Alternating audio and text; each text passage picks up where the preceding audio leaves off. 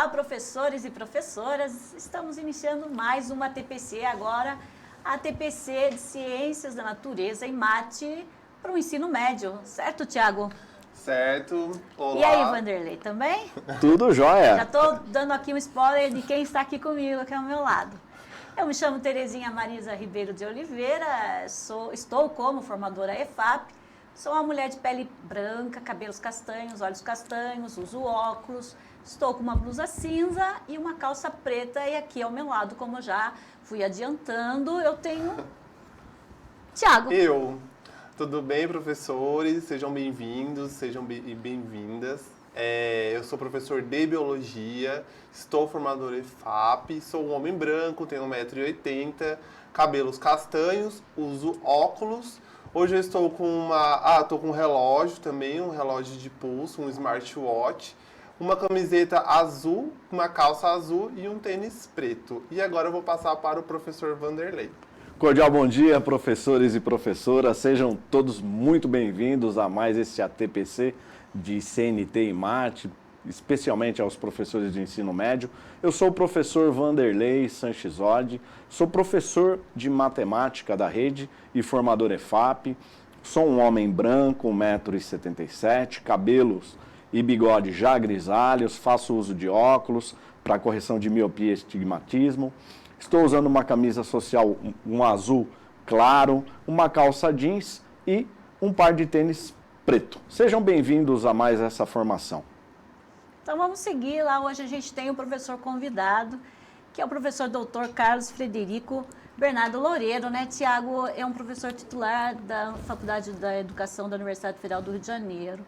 Importante, referência da educação ambiental no Brasil e mundialmente, porque ele tem trabalhos, ele tem um universo muito grande aí. A gente estava vendo o currículo Lattes dele, né? Tipo, é imenso aí, tipo, produções, também foi banca, avaliadora, né? De vários trabalhos. Tem muitos artigos aí, assim, livros. Então, a gente não conseguiu mensurar, assim, tantos trabalhos que ele tem de citações, e ele é super conhecido. E é uma referência para nós também que trabalhamos nessa área de educação ambiental, né, Tiago? É isso mesmo. E aí a gente tem o percurso da pauta, que vai ficar aqui, e ele vai falar para a gente um pouquinho dessa temática aqui de educação ambiental, educação básica, né? Para conversar conosco aqui. E Você vai falar do diário de bordo, né? Vamos falar do diário de bordo, Tiago? Sim. Fala do diário de bordo e depois eu dou um recado. Certo. O diário de bordo, que a gente pede para vocês separarem, vai rodar a vinheta agora para vocês aí.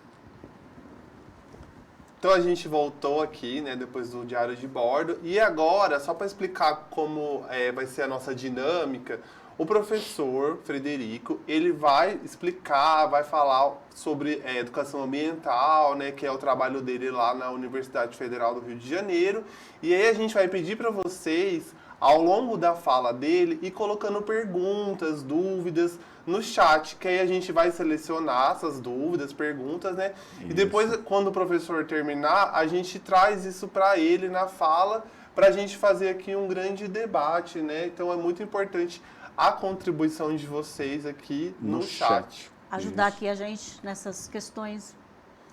Isso. E agora, então, a gente vai chamar o professor, né, para falar aqui sobre educação ambiental, né? O professor, ele já falou na primeira TPC das 8h30, né? Então, agora a gente sabe que tem professores diferentes, então ele vai retomar aqui a fala dele. Professor Frederico, seja muito bem-vindo aqui à nossa TPC, né, a nossa segunda formação do nosso dia. Obrigado, um bom dia a todos e todas, né, aos professores que estão nos assistindo. É um prazer, né, de manhã mais cedo foi bastante interessante, aí, inclusive agradecer aí o retorno dado das falas, né, agradecendo a oportunidade, então, né, foi proveitoso. Então eu vou procurar trazer alguns elementos que eu considero que são importantes para entender a especificidade da educação ambiental no contexto escolar, né, e particularmente aí no ensino médio, nessa segunda parte, né, tentar fazer isso aí até 10h30, para a gente ter uns 15 minutinhos para isso, né, para conversar um pouquinho a partir do que vocês colocarem no chat. Um ponto que eu considero importante, que foi por aí que eu comecei mais cedo, é entender o histórico e a natureza da relação da educação ambiental com o universo escolar, né, que é tardio no Brasil. É tardio, diria que vários setores importantes que compõem a estrutura da educação brasileira, né, durante muito tempo tiveram dificuldade de dialogar com essa temática ambiental ou não consideravam ela relevante. E a gente teve um certo apagamento, né, nos últimos tempos, né, nos últimos 4 anos, desse debate na estrutura do sistema de educação e também, obviamente, na política ambiental, né? Então, isso cria uma série de dificuldades do fazer o debate ambiental no contexto escolar. Mas isso aí tem um começo, essa história, né? O debate ambiental ele chega aqui no Brasil nos anos 70, no contexto da ditadura. Então, muitas questões relativas ao debate ambiental foram filtradas, ou seja, não foram trazidas a público como um debate relevante, ainda que a temática ambiental ela tenha por pressuposto ser, né, e esse é um ponto interessante, né? Aliás, esse é um ponto que sempre vale a pena colocar, porque as pessoas falam muito da educação ambiental e tudo, mas quando perguntam assim, mas qual é a especificidade da educação ambiental? As pessoas não sabem responder, né? Então, qual é a diferença de outras formas de pensar o processo educativo?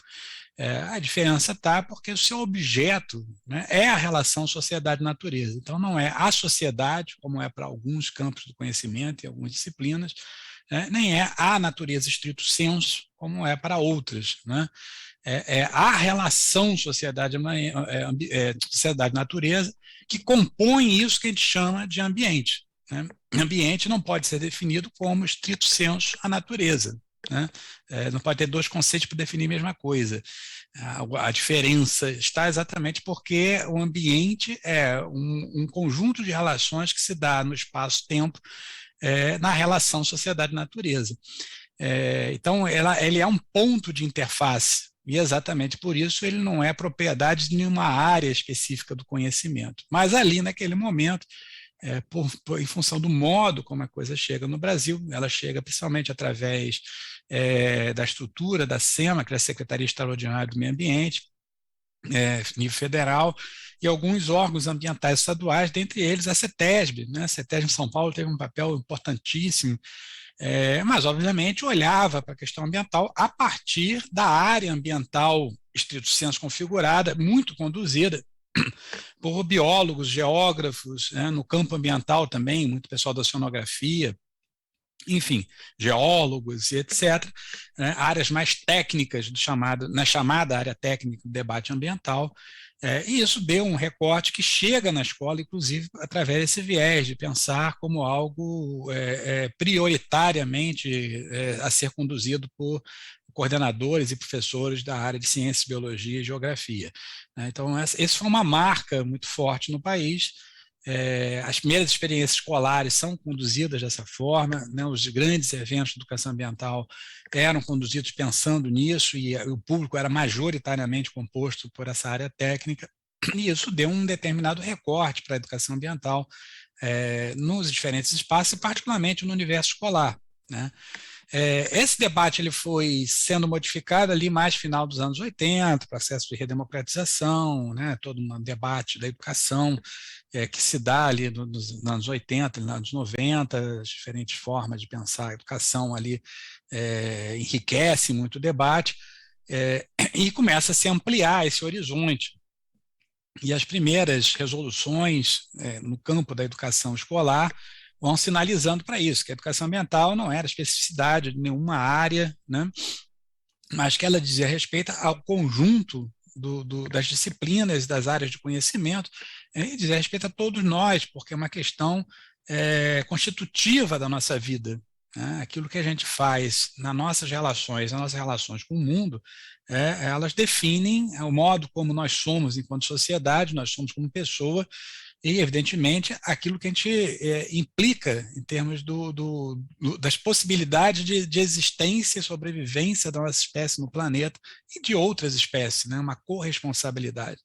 Não é à toa que, para o debate ambiental, o símbolo ali, inclusive na Rio 92, era um planeta, né? O planeta Terra, na imensidão do universo, trazendo muito esse senso de responsabilidade de que o planeta é finito, né? Portanto, ele não é impune aquilo que a gente faz, né, em relação ao planeta, e que a gente precisa ter um senso de responsabilidade conosco, com as outras formas de vida e com as gerações futuras, porque estamos deixando o planeta para gerações que estão chegando e que chegarão, né, assim esperamos, né, que possam chegar.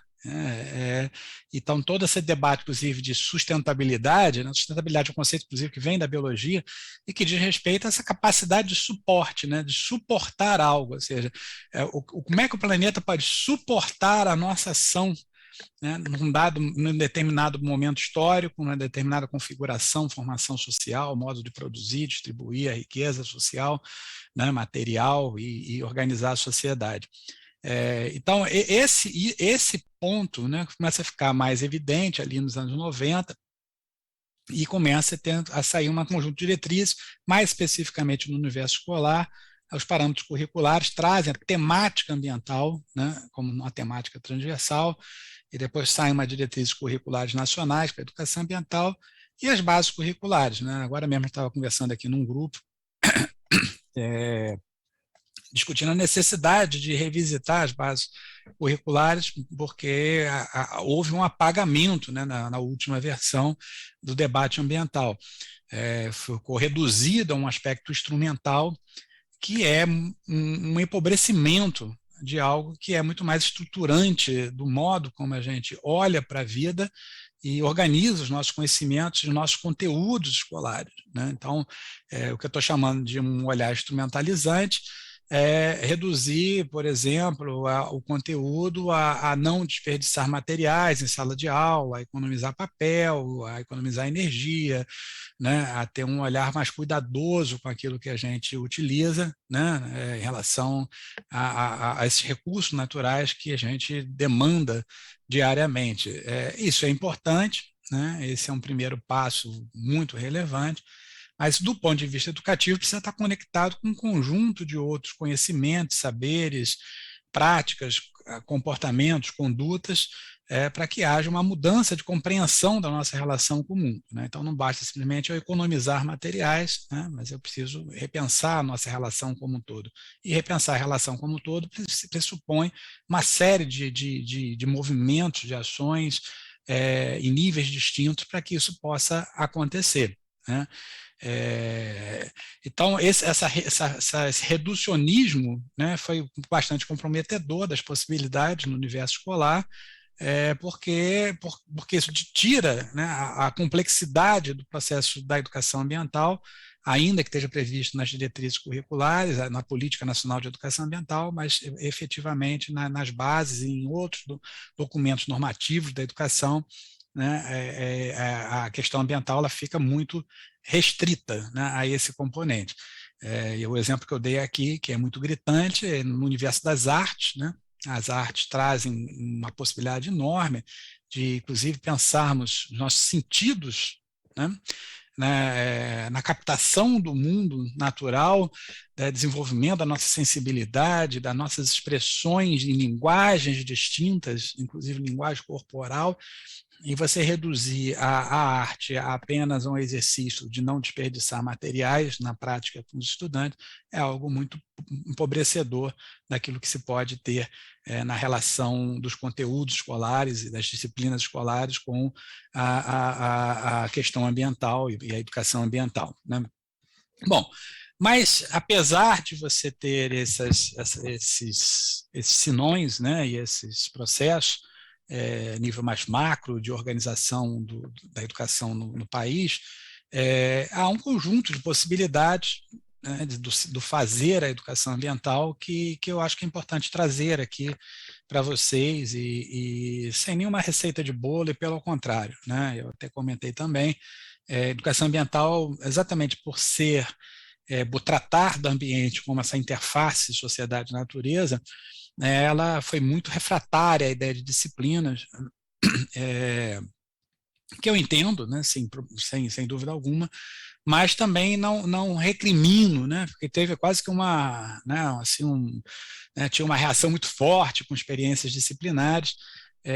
Então, eu entendo que a educação ambiental ela não deve ser disciplinar, mas eu não recuso nenhuma forma de se fazer a educação ambiental, né, como possibilidades dentro de contextos específicos que às vezes circunscreve, né, os nossos limites, e aí a gente faz o que é possível fazer. Então, as experiências são válidas, o importante, sem dúvida nenhuma, é trazer aí qual é o princípio, né, o que está em jogo, né? O que está em jogo, a gente terminou fazendo essa discussão, e eu antecipo aqui, é o cuidado com a vida, né? Isso é uma questão de modo de enxergar o mundo, né? Do modo, compreensão de nosso projeto de sociedade, de entendimento do que somos no planeta, né? Daquilo que queremos, daquilo que buscamos, do que é ser feliz.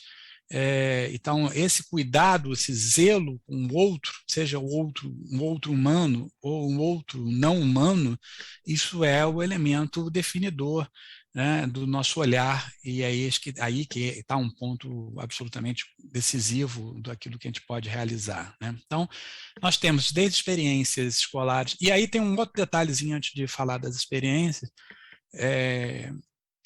que tradicionalmente, né, quando a gente vai falar de educação ambiental no contexto escolar, aonde se tem as experiências mais conhecidas, exitosas, enfim, exaltadas, são as na educação infantil e nas séries iniciais, né? Isso, obviamente, tem a ver com o modo como a própria escola se estrutura, né, nesses anos, e que facilita processos mais integrados, né? Claro que vai chegando para o ensino médio, isso muda de configuração, né, a forma de organização do ensino médio. Claro que aí tem toda uma discussão, isso depende, evidentemente, de rede pública que está se falando, de que proposta pedagógica se está se falando, né, isso depende agora, nessa reforma do ensino médio também, como é que se vai inserir, né, numa certa flexibilização dada, que tem, né, vários senões em relação a isso. Então, assim, né, de um modo geral, né, sem entrar em especificidade, que não dá tempo para isso, as experiências na questão ambiental elas vão reduzindo no passar dos anos, né, mas elas não são impossibilitadas, né? Então, esse é um ponto importante.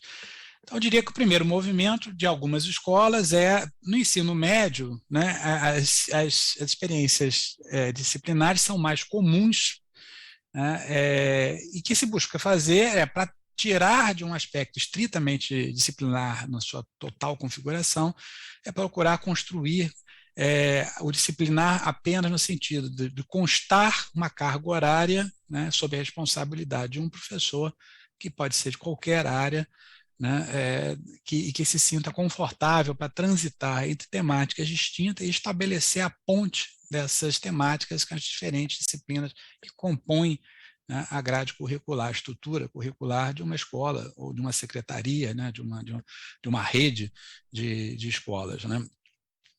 Esse é um formato que acontece no país, traz a vantagem de ser uma linguagem mais próxima do dia a dia escolar, que é ter um tempo para aquilo, né? Um tempo designado na estrutura curricular.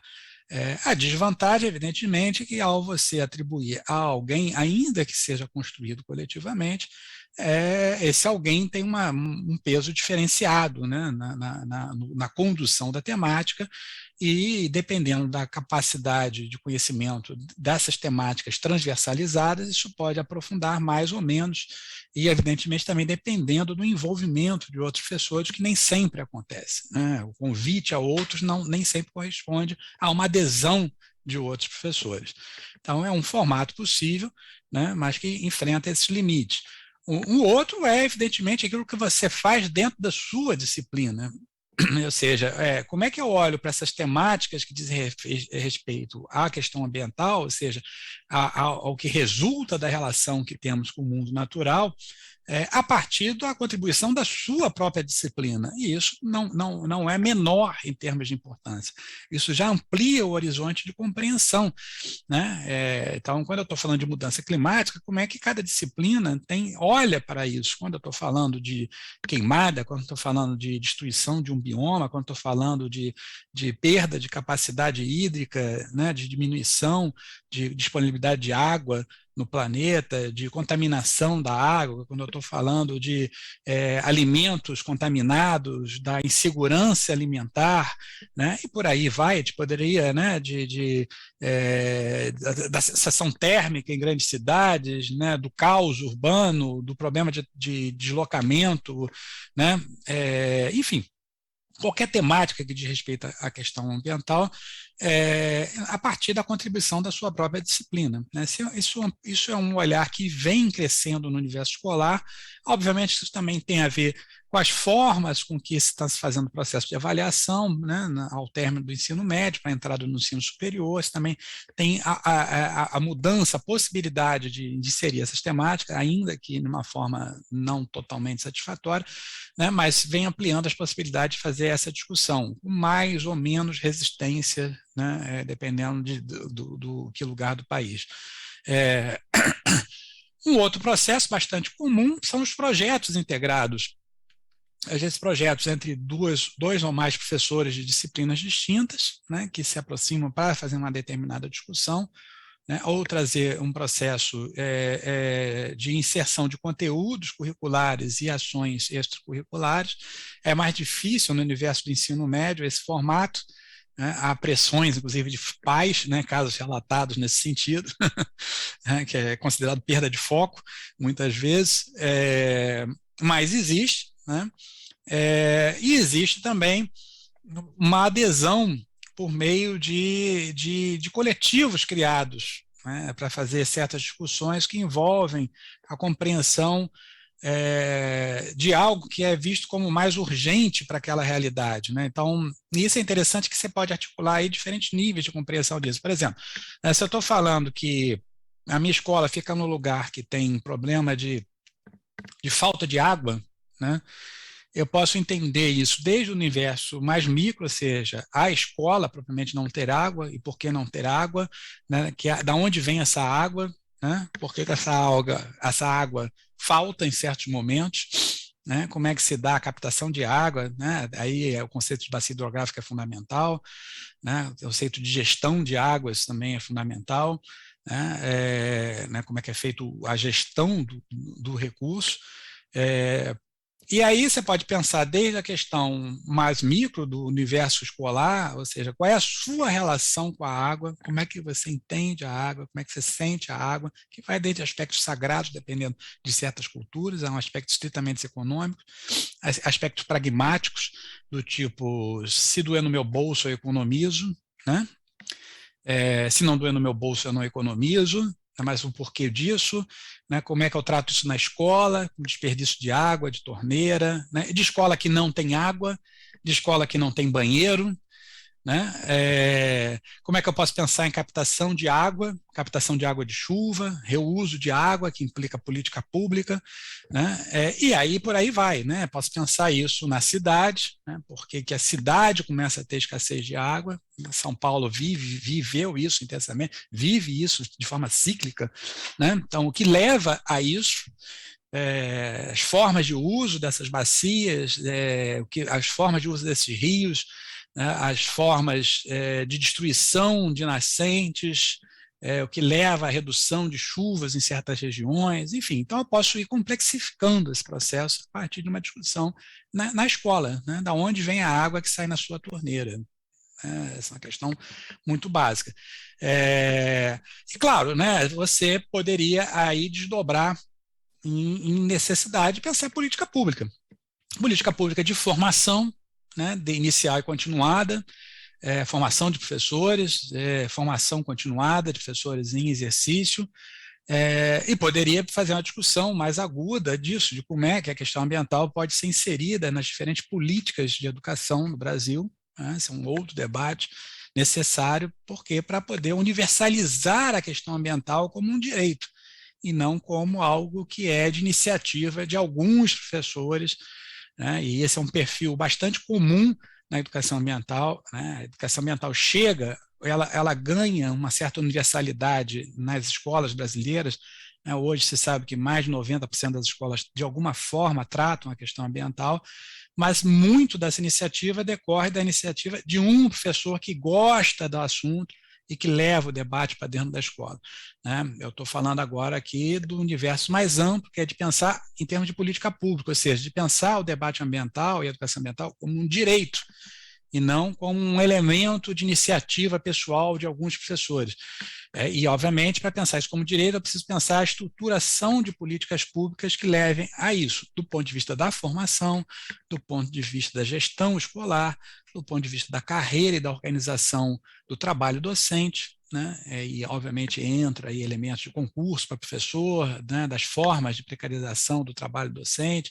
É um debate sobre isso necessário, e um debate mais intenso, né, que é necessário ser feito, mas que foi apagado, né, nos últimos anos, né, em função de prioridades governamentais, onde a questão ambiental não era uma prioridade, mas um debate sobre escolas sustentáveis, né, que obviamente implica em repensar o modelo de escola, não só do ponto de vista curricular, da organização dos conteúdos escolares, né, do projeto pedagógico, mas também da gestão, né, escolar, da relação com o entorno e da estrutura física. Isso é algo que vem acontecendo em algumas escolas, mas de forma muito tímida. Algumas prefeituras têm tomado algumas iniciativas nesse sentido, que é pensar realmente a organização do espaço escolar, né? Escolas que estão sendo montadas, pensar uma adequação melhor em relação à iluminação, à incidência de vento, para reduzir a necessidade de luz, reduzir a necessidade de ar-condicionado, de ventilador, necessidade de espaços abertos, né, para diferentes experiências de contato.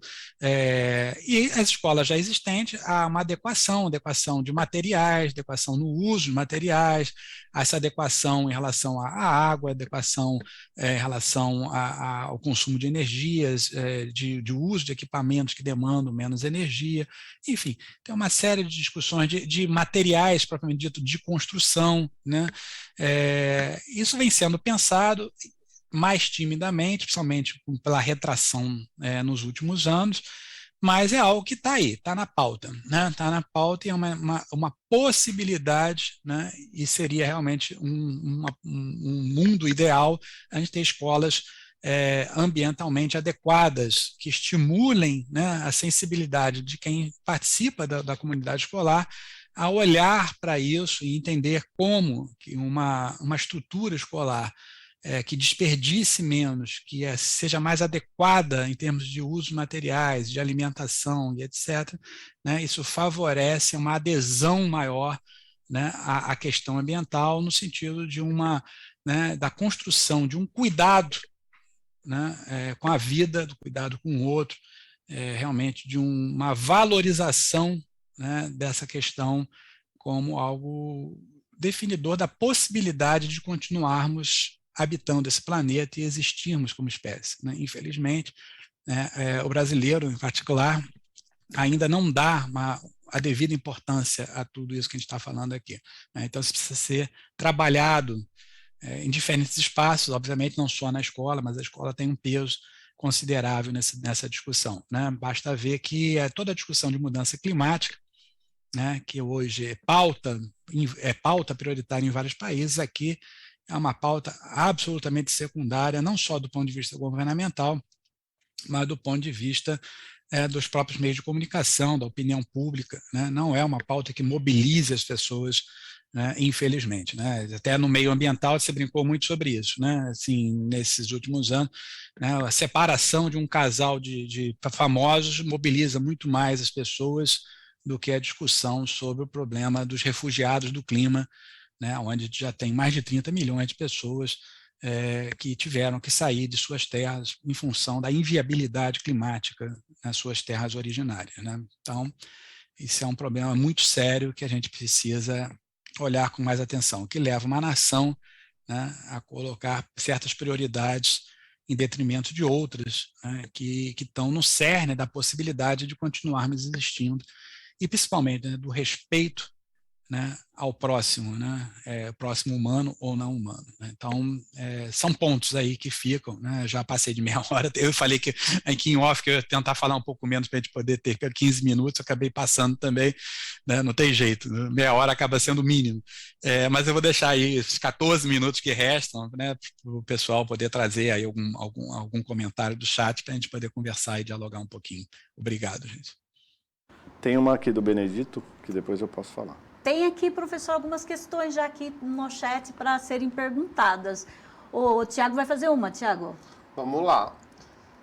A professora Kimie perguntou: professor Carlos, poderia comentar como podemos conciliar a educação ambiental, entre parênteses, sustentabilidade, com desenvolvimento econômico e consumismo? Uhum.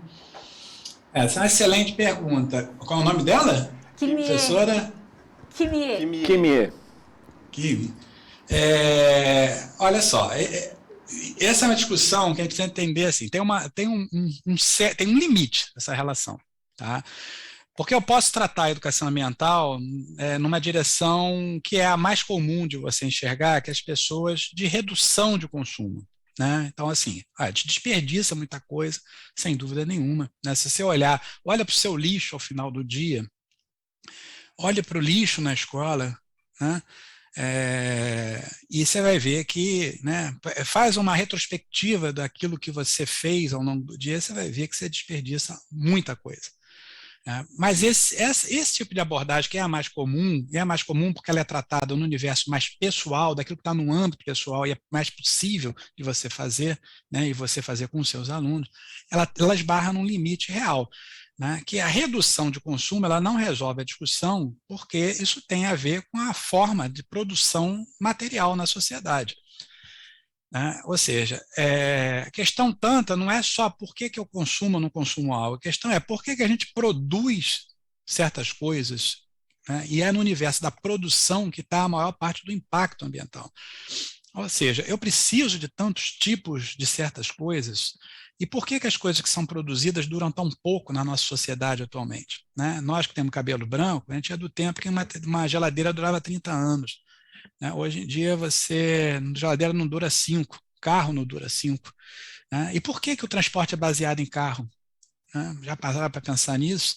Por que as cidades foram construídas em função dos carros? Né? Por que a nossa alimentação ela é tanto baseada num padrão de agronegócio em cima de 30 espécies, basicamente?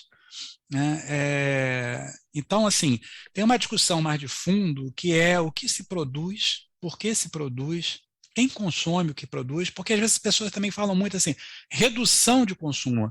Ora, mas isso não pode ser generalizado. Redução de consumo, tem pessoas que nem consomem o básico, né? Então, quando você está falando aqui de desperdício de alimento, tem pessoas que não conseguem. Hoje a gente vive, né, um país que tem 130 milhões de pessoas em insegurança alimentar, 30 milhões passando fome. Entendeu? Então, você vai chegar para essa pessoa e falar assim, precisa reduzir o consumo? Não, não é uma questão de redução de consumo. Existem aspectos de redução de consumo, aspectos de redistribuição do que é consumido, do que é produzido, e aspectos de rediscussão do que se produz e para que se produz e para quem se produz.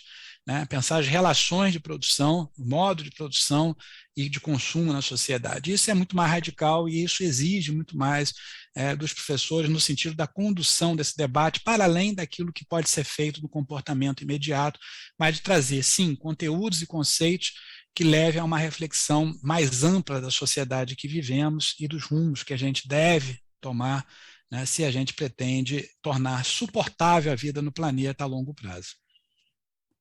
Professor. Obrigada, professor, mas agora tem mais uma pergunta aqui. Agora os professores resolveram participar bastante agora.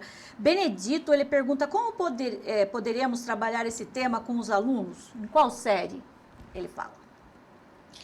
A gente pode trabalhar em todas as séries, né? Claro que tem que ter uma adequação, né? E qualquer temática dessa também. Repare o seguinte, né? Vamos pegar esse exemplo mesmo que eu falei do consumo. É claro que você não vai começar a fazer uma discussão com criança pequena, de educação infantil, você não vai fazer discussão de modo de produção, né? Nem esse é um conceito adequado para você trabalhar nessa faixa etária, mas é um conceito adequado para você trabalhar já no final do fundamental e ensino médio, né? Então, tem uma questão de adequação. Né? Então, o que você pode trabalhar, por exemplo, desde pequeno com essas crianças? Você pode trabalhar essa necessidade, né, do que é satisfação pessoal. Isso não é uma questão natural, isso é uma questão sócio-histórica e cultural.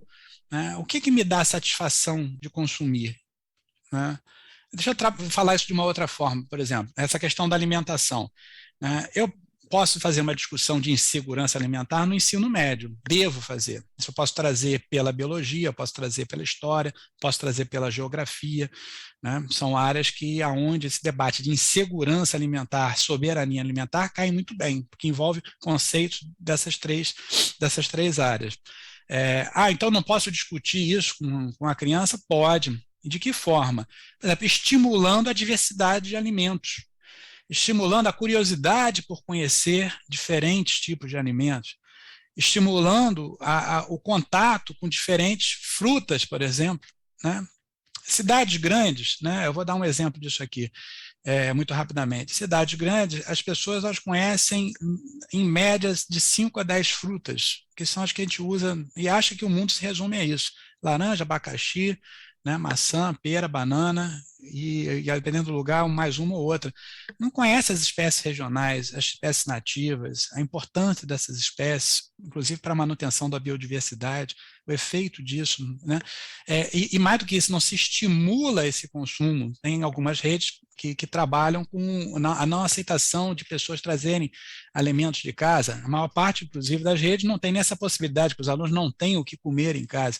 Né? Mas como é que você pode fazer discussão de merenda escolar, né, e desse estímulo a uma diversidade de alimentação com cores, mas em cores, por exemplo. Tem trabalhos feitos em cima disso. A diversidade pela cor, a diversidade pela textura. Então, repara, você não está fazendo uma discussão de modo de produção e do conceito de soberania e de insegurança alimentar, mas você está trazendo um componente fundamental, né, da sensibilidade para essa diversidade, da existência dessa diversidade. Porque aí está embutido uma questão muito importante. Então, só me permite ler um pouquinho mais para tentar ainda botar mais uma pergunta. Né? Há uma naturalização do absurdo no país. Né? Como diria o Saviani, o professor Saviani, né? Assim, estamos num momento em que a gente precisa trazer de volta para o debate na educação o óbvio, porque até o óbvio deixou de ser óbvio. Né? Então, repare o seguinte, há uma naturalização do absurdo, uma naturalização da violência, uma naturalização da destruição.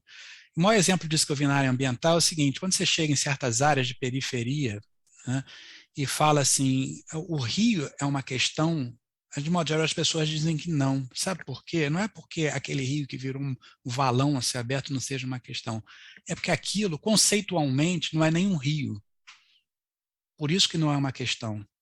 Ou seja, a pessoa não reconhece como rio. Então, quando você fala do rio, ele está pensando em outra coisa, menos aquilo que você está designando como rio. Então tem um aspecto aí histórico e um aspecto conceitual. O que é um rio, afinal de contas? Né? Repara o seguinte, existem secretarias de planejamento urbano que já está nomeando rios, né, a partir do nome de valão.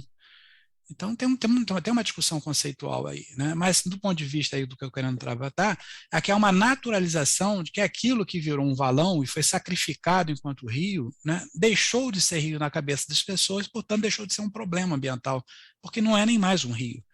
Então, a gente precisa recuperar aspectos históricos, né, e aspectos conceituais, e isso tem gradação ao longo dos anos. Né? A ênfase, aí é que está a questão de pensar o debate ambiental na construção do planejamento pedagógico da escola, né, para poder ver como trazer isso por ano e por área, né, porque toda a área do conhecimento tem alguma contribuição. Eu até comentei aqui que tinha algumas secretarias e algumas escolas que fazem esse exercício. Pega uma temática e faz esse planejamento. Como é que eu distribuo ao longo dos anos? E distribuo através de áreas. E que áreas podem enfatizar ou são mais centrais em função do tipo de discussão em cada ano? Isso é um exercício que pode ser feito. Claro, dependendo de como a escola está estruturada para que se há esse tempo de planejamento ou não, né? Então, a gente precisa considerar isso. Muito bem. Agora nós temos uma pergunta aqui do professor Fabrício, né? Ele nos pergunta: educação ambiental e sustentabilidade caminham juntos, professor? Não necessariamente. Em vários sentidos, viu, da sua pergunta. Primeiro, é preciso entender o seguinte, né? A educação, né, como um todo, ela é fundamental nos processos de transformação do que somos e da sociedade, mas a educação sozinha não resolve tudo, né? Isso é um problema que normalmente as pessoas colocam e botam tudo na conta da educação e tudo na conta do professor, né? Diga-se de passagem, né?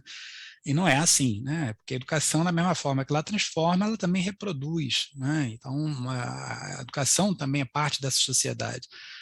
Então, primeiro ponto, sustentabilidade não se esgota na educação ambiental nem na educação como um todo, né? Há vários outros aspectos da vida humana que precisam ser considerados. O segundo é uma educação ambiental que muitas vezes se resume a essa mudança comportamental, né? Ela não caminha necessariamente no sentido da sustentabilidade. Um exemplo claro que eu quis dar foi esse do consumo. Se eu reduzo a educação ambiental apenas, por exemplo, a separar lixo, a destinar o lixo reaproveitável, reciclável para poder ser vendido e para uma cooperativa e tal, isso pode ser interessante? Pode. Mas repara o seguinte, esse exemplo que eu dei agora, em escolas, funcionou muito mal. Por quê? Porque se não vem junto com um debate mais profundo do aspecto pedagógico, estimula mais consumo. Por quê? Porque as pessoas funcionam assim, olha, se eu posso reciclar, não significa, então eu fico com a minha consciência tranquila, eu posso consumir porque eu estou reciclando. Não, gente, não, está errado esse tipo de raciocínio. Então, as escolas muitas vezes trabalharam nessa lógica e foi um tiro no pé, porque aumentou o consumo, não reduziu nem repensou o consumo. Então, a educação ambiental, se só trabalhar nessa de separa o lixo, economiza isso, não faça aquilo, né, é interessante, mas é fundamental que isso venha articulado a um projeto pedagógico, a uma concepção pedagógica, né, para não ser um tiro no pé. Então, algumas vezes a educação ambiental ela não contribui para a sustentabilidade e a sustentabilidade não se esgota na educação ambiental e nem na educação como um todo, né? Pensar uma sociedade sustentável é pensar vários processos na produção da vida material, na organização social, da organização da vida cultural, para que a gente possa caminhar numa outra direção muito distinta da atual. Isso não é uma questão de idealismo, é uma questão de realismo, né? Esta sociedade fracassou, né? Esta sociedade levará ao colapso, né? Então a gente precisa, de fato, mudar a sociedade e mudarmos como seres humanos numa sociedade distinta da atual. Professor, pelas contribuições. Eu só queria colocar aqui também, por exemplo, pegando a questão de política pública, né, os nossos documentos, o nosso currículo oficial, ele reitera competências da BNCC, né? Então é importante os professores conhecerem, tipo, competência 10, agir coletivamente, ter empatia, né? Então é muito importante, então, porque o nosso próprio documento já traz isso. E outra questão também que a gente vai trabalhar, eu e o Vanderlei, no ATPC Futuro, aqui um spoiler, é sobre a questão que o senhor falou, assim, que a gente consome 10, 30 espécies, né, hoje em dia. Então, também é legal que a gente pode trazer nesse debate do consumo de pequena quantidade de plantas, a questão da descolonização da nossa alimentação, né? Porque a nossa alimentação ela é bastante colonizada e a gente vai trazer as questões da alimentação por punks, né? Que é plantas alimentares não convencionais. Mas é só um spoiler. E agora a Terezinha... Excelente. Excelente, é isso aí. E assim que você vai criando e estimulando as nossas gerações a buscar outras coisas, né? Que não sejam esses alimentos de sempre, né? Exatamente. Professor, a gente gostaria até de falar um pouquinho mais sobre o PPP, o Projeto Político Pedagógico, e a inserção de um eixo da educação ambiental, mas o nosso tempo esgotou. A gente gostaria de agradecer demais. O pessoal aqui está elogiando muito, parabéns. Outros estão falando, agradecendo o seu tempo, dedicar esse tempo para conversar aqui com a educação básica, compartilhar o seu saber. Isso é muito importante para nós. Nossa, é uma coisa assim incrível. Eu sou sua fã, o senhor sabe, já faz tempo, né? Então, agradecemos demais toda essa sua disponibilidade conosco. Obrigado. Muito, muito feliz com a acolhida de vocês. É sempre um prazer.